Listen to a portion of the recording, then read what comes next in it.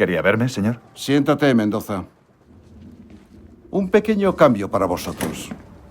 Relájate. No te ha puesto a dirigir el tráfico. Bueno, aún no. Bueno, Leo, nuestro buen amigo, nos contó lo que sabía y salió por la puerta.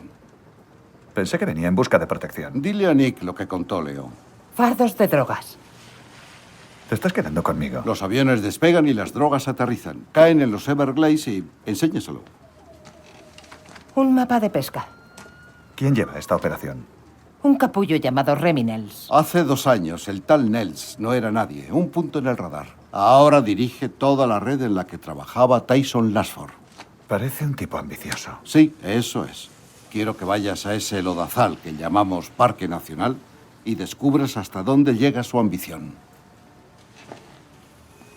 Señor, ¿por qué iba Leo a delatar a su jefe para luego marcharse sin nuestra protección?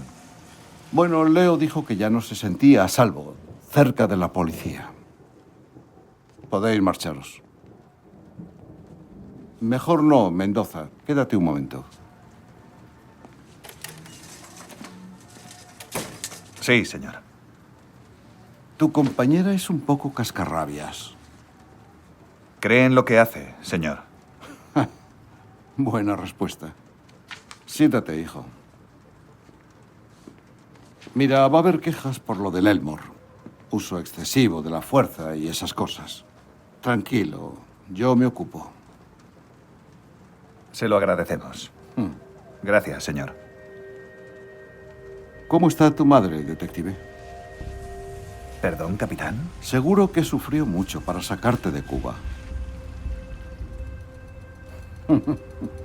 A tu edad no te hacen detective sin comprobar exhaustivamente tu pasado. Y tú tenías mucho para comprobar.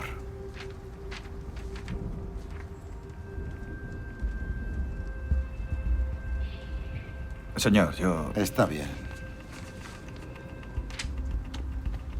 Sé lo que es tener a un imbécil por padre. Yo tardé mucho en encontrar mi camino.